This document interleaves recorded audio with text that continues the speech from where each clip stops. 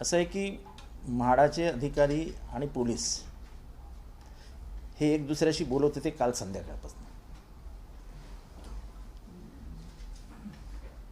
आणि रात्री साधारण 8-8:30च्या सुमारास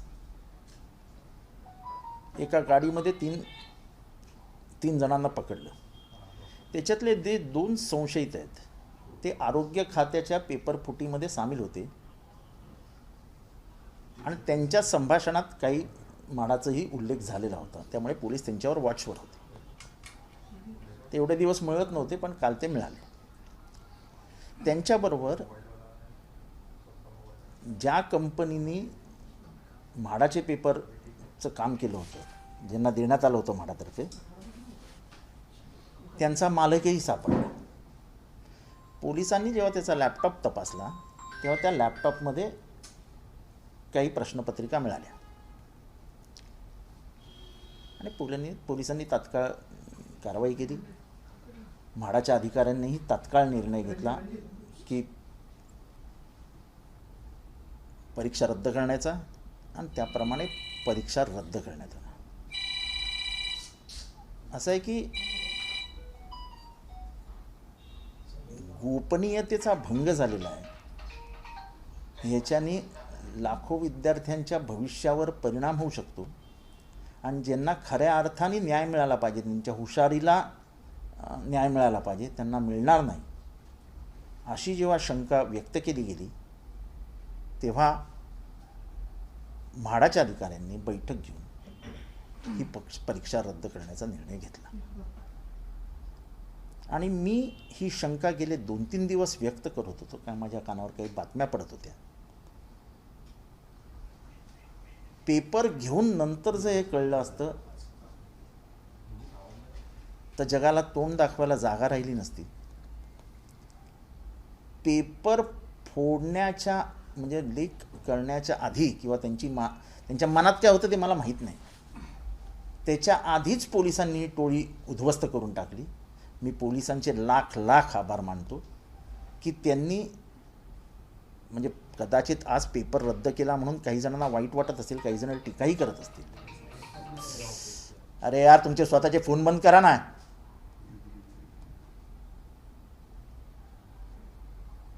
पण भविष्याच्या दृष्टीने महाराष्ट्रामध्ये ही जी टोळी कार्यरत आहे ती उद्ध्वस्त करण्याच्या कामाला आता लागावं लागेल. कारण का हे पेपर फक्त एकाच व्यक्तीला माहीत होते आणि तीच व्यक्ती जर काही प्लॅन करत असेल तर याच्यासारखी दुर्दैवी गोष्ट नाही. म्हणजे विश्वास कोणावर ठेवायचा हा यक्ष प्रश्न उभा राहतो. त्यामुळे आता पोलीस कारवाई चालू आहे. म्हाडाने तक्रार केलेली आहे. पोलिसांनीही गोपनीयतेचा भंग झाला अशी तक्रार घेतलेली आहे. पुढील तपास चालू. पेपर फुटी झाली हे अजून कुठेही आलेलं नाही, पोलिसांनीही तसं म्हटलेलं नाही. पण जो पेपर त्यांनी डिस्ट्रॉय करायला पाहिजे होता, जसं त्याला म्हाडाने सांगितलं होतं, अधिकाऱ्यांनी सांगितलं होतं की सगळे पेपर नष्ट करा, एकदा प्रेसला गेल्यानंतर तुमच्या हातात पेपर असताच कामा नये, तो पेपर त्यांनी स्वतःच्या लॅपटॉपमध्ये ठेवला. हे गोपनीयतेचा भंग आहे आणि म्हणून त्याच्यावरती गुन्हा दाखल करण्यात आलेला आहे. आता म्हाडा ठरवेल, कारण का म्हाडा गेले 15 दिवस याच्यावर काम करत होती. काय अडथळे परीक्षेमध्ये, ह्या म्हणजे अडथळे इन द सेन्स कसे हे गैरप्रकार रोखता येतील ह्याच्यावरती म्हाडा काम करत होती. मी स्वतः धमकी दिली होती की असं काही आढळल्यास मी परीक्षा रद्द करण्याला मागे पुढे बघणार नाही. आणि त्यामुळे हा पेपर जो लीक व्हायचा होता तो थांबला आणि पोलिसांनाही बरोबर त्याच वेळेस हे तिघं चौघं जे काही एकत्र बसले होते ते मिळाले आणि कारवाई करण्यात आली. आरोग्य विभागाचं तुम्ही मगाशी म्हणाला तर त्याच्या आणि याच्याशी परत ते कनेक्शन येते का? कारण ते दोघांच्या मला वाटतं की महाराष्ट्रामध्ये सगळ्या परीक्षांचे दलाल हे साधारण एकाच टोळीतले आहेत. आणि मी ग्रामीण विद्यार्थ्यांचा अभिनंदन करतो की ह्या तक्रारी शहरातनं आलेल्या नाहीत. ही तक्रार जी पुणे सायबरला गेली आणि म्हाडाकडे आली ती ग्रामीण क्षेत्रातल्या अभ्यास करणाऱ्या विद्यार्थ्यांनी कळवलं की असं असं घडण्याची शक्यता आहे. खाजगी संस्थांना आपण पेपर सेट करायला देतो, त्याला परीक्षेला घ्यायला देतो, तेव्हापासून असे प्रकार वाढले असं वाटतंय. होय, खरं तर आमच्या आयुष्यातली पहिली परीक्षा होती. आम्ही कधी काही परीक्षेच्या म्हणजे मी तर हेच नव्हतो. यापुढे परीक्षा जरा एक मिनिटं थांबा ना. आता ह्याच्यानंतर जेव्हा म्हाडा परीक्षा घेईल तेव्हा म्हाडा स्वतः परीक्षा घेईल, म्हाडा स्वतः पेपर सेट करेल, म्हाडा सगळी जबाबदारी स्वतःवर घेईल आणि परीक्षा पार पाडेल. सर किती मोठं रॅकेट वाटतंय कसं नाही, आता झालं आणि महाराष्ट्राचं मोठं एक जाळं बसलं असं वाटतंय. असं आहे की पोलिसांच्या तपासात काय निष्पन्न होतं, किती जण जातात, काय येत ते आता पोलीस तपास करतायत ना. गोपनीयतेचा भंग झाला हे मात्र स्पष्ट आहे. सर, आताची परीक्षा तर रद्द झालीच आहे, मात्र अनेक जण टीका करतात की अनेक विद्यार्थ्यांचं नुकसान झालं. आज त्यांचे पेपर हे बरं झालं हा प्रश्न विचारलात, हे मला मान्य आहे. मी समस्त महाराष्ट्रातल्या परीक्षा देणाऱ्या विद्यार्थ्यांची माफी मागतो. त्याचबरोबर हेही घोषित करतो की म्हाडाने निर्णय घेतला आहे की ह्या परीक्षेला जी फी भरण्यात आली होती ती म्हाडा त्या विद्यार्थ्यांची परत करेल. त्याचबरोबर जेव्हा पुढची परीक्षा घेतली जाईल तेव्हा त्यांच्याकडनं कुठलीही फी आकारण्यात येणार नाही. वयाची अट जी असेल ती पुढे जो डिफरन्स नाही, असेल तो माणुसकीचा भाग आहे, तेवढा आपण भरून काढूच. एक सूर असा आहे की या पेपर फुटीच्या पार्श्वभूमीवर महाराष्ट्र लोकसेवा आयोगाच्या अंतर्गत या सगळ्या परीक्षा व्हाव्यात असाही एक सूर निघत आहे. असं आहे की कोणीही घ्याव्यात पण विद्यार्थ्यांचं हित बघून घ्याव्यात. आणि असे जे नालायक लोक जे लोकांच्या आयुष्याशी खेळतात त्यांना कुठेही थारा देऊ नये. मी पहिल्या माझ्या बाईटमध्येच बोललो होतो की या दलालांना मी धडा शिकवीन आणि वेळोप्रसंगी मी परीक्षाही रद्द करून टाकेन. त्यामुळे आपण विद्यार्थ्यांचं भलं पाहिलं पाहिजे. का जर समजा ही परीक्षा झाली असती आणि हे काही कळलंच नसतं, जर मी आधीच परीक्षा रद्द करून टाकली असती किंवा परीक्षा पुढे घेऊन गेली असतो, तर जे परीक्षार्थी अभ्यास करून आले, जे परीक्षार्थींनी गेले 2-3 महिने घासून अभ्यास केला असता त्यांच्यावर अन्याय झाला असता. म्हाडाने घेतली भूमिका योग्य होती की भलेही टीकेला सामोरं जावं लागलं तरी चालेल पण विद्यार्थ्यांच्या हिताकडे दुर्लक्ष करायचं नाही. सर, या दलालांच्या मागे काय असं म्हणजे शक्ती आहे का की म्हणजे सरकारला हे करायचं दावाचं वगैरे काय पेपर असे पेपर फुटीचं काम हे टोळी करते, ते काही पक्ष करत नाहीत. आणि त्याच्यामुळे ही टोळी कोणाचंही सरकार येऊ कार्यरतच असते. पण ह्यांच्या पायाला जेरबंद घातला पाहिजे, ह्यांना धडा मिळेल असं काहीतरी केलं पाहिजे ह्या मताचा मी आहे. सर, देवेंद्र फडणवीस यांनी असं म्हटलंय की या संपूर्ण प्रकरणाची आणि परीक्षा रद्द करण्याची सरकारमधून कोणी जबाबदारी घेणार आहे का, हा निर्लज्जतेचा कळस आहे. असं आहे की मी आजपर्यंत इतिहासात इतकी कणखर कठोर भूमिका सातत्याने कोणी मंत्री घेतली आहे असं आपल्याला कधी दिसलं आहे का?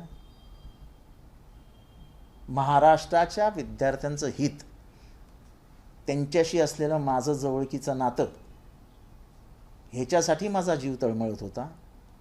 आणि म्हणून मी गेले 3 दिवस जी शंका व्यक्त करत होतो ती काही माझ्या कानावर गोष्टी आल्या होत्या म्हणूनच करत होतो. आणि अखेरीस माझी शंका खरी ठरली आणि गोपनीयते म्हणजे जे दलाल होते ते खूप घाबरलेले होते.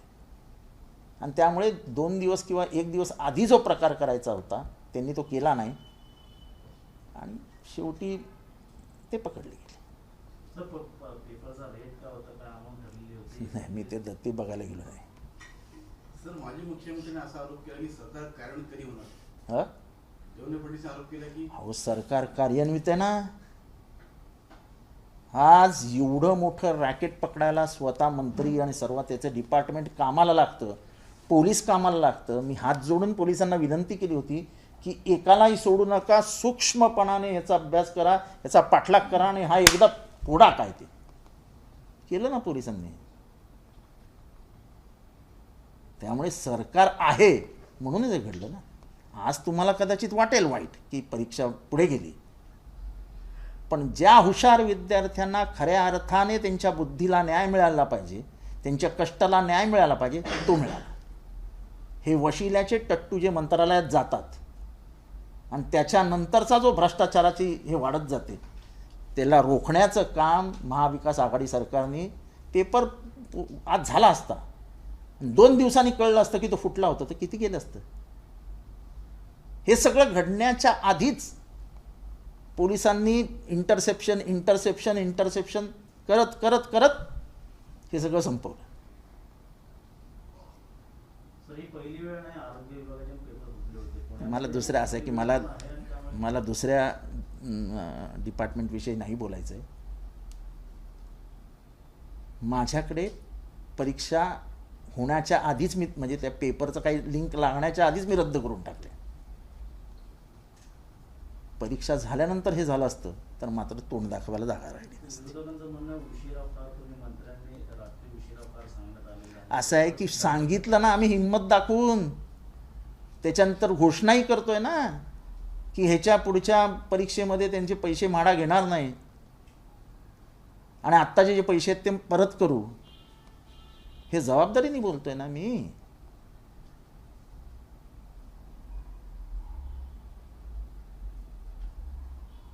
आता पुढच्या परीक्षा कधी होणार? आता ते म्हाडा निर्णय घेईल मंत्री. असं आहे की माझा तसा काही अर्थार्थी या परीक्षांशी संबंध नसतो. केवळ विद्यार्थ्यांच्या प्रेमापोटी मी ह्याच्यात पडलो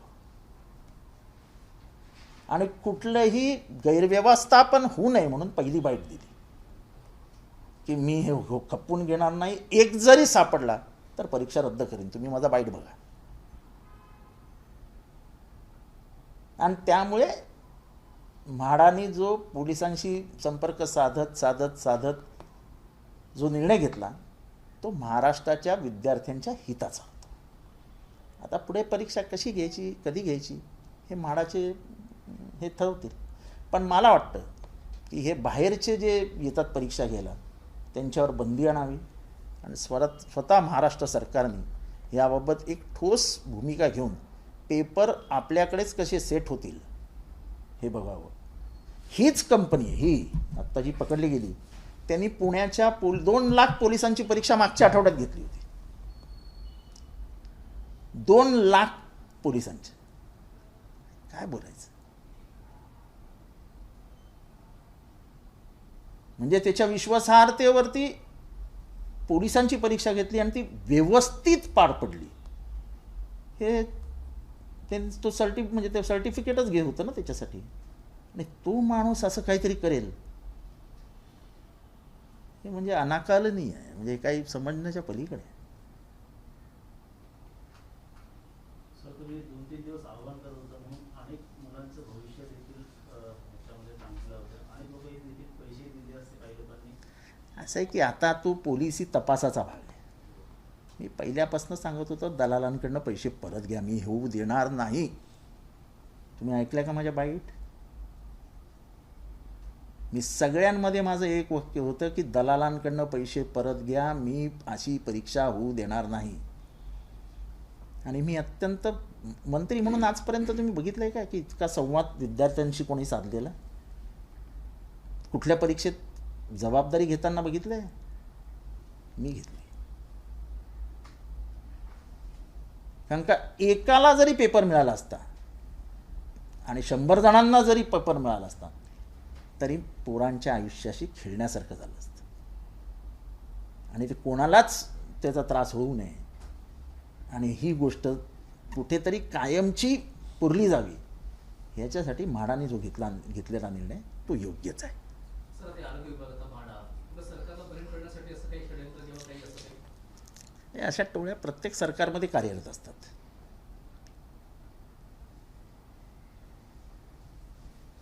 MPSCचा गोंधळ मागच्या सरकारमध्ये झालाच होता ना. असं काय त्याच्यामध्ये आरोप करण्यासाठी ठीक आहे, जितेंद्र आव्हाडांवर किंवा आरोग्यमंत्र्यांवर वगैरे ठीक आहे,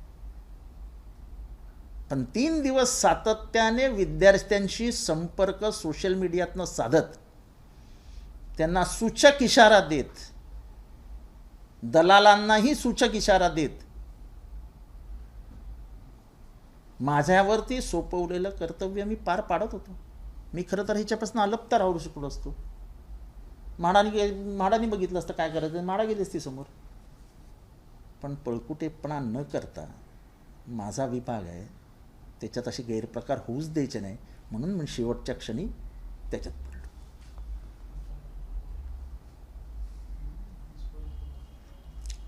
ठीक आहे. नाही आता बस मराठी नाही ते मराठी सॉरी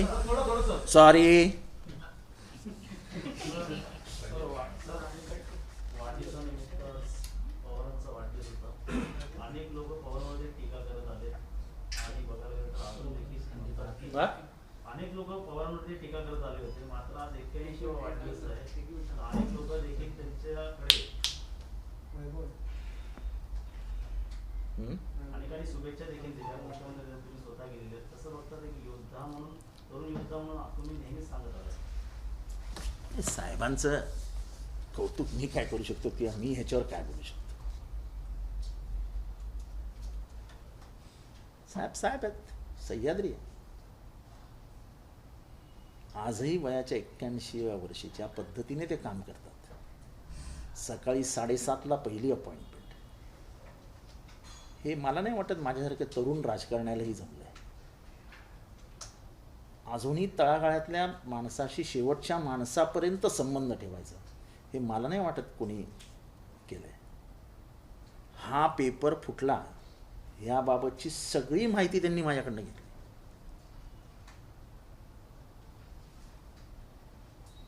म्हणजे महाराष्ट्रात जे काही घडतं त्याच्याकडे बारीक नजर ठेवून ते असतात.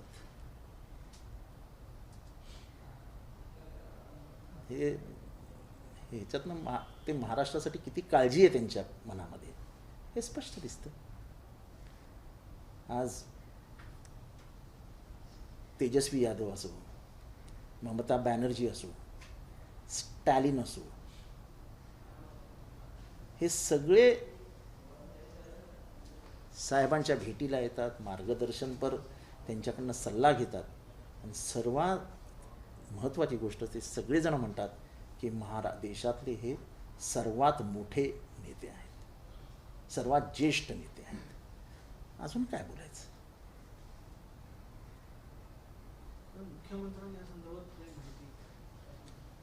मला वाटतं आपण शरद पवारांच्या वाढदिवसावर बोलतो. ह्याबाबत मुख्यमंत्र्यांना माहिती होती आणि मुख्यमंत्र्यांनी बुकेही पाठवला वाढदिवसाचा. सर, अजित पवारांच्या बोलण्यातून अनेकदा त्यांच्या मनात शरद पवारांविषयी असलेली आदरयुक्त भीती आणि शरद पवारांच्या कामाचा वेग याची उदाहरणं वारंवार. असं तुम्हाला आलेले प्रश्न मोबाईलवरनं वाचून मला विचारू नका. तुमची जरा बुद्धी वापरायला शिका. ते मुंबईतनं आलेले प्रश्न मला विचारू नका. ते ठेवा, तुमचा मोबाईल जरा बाजूला ठेवा आणि एक प्रश्न विचारा बरं. एबीपी माझा, उघडा डोळे बघा नीट.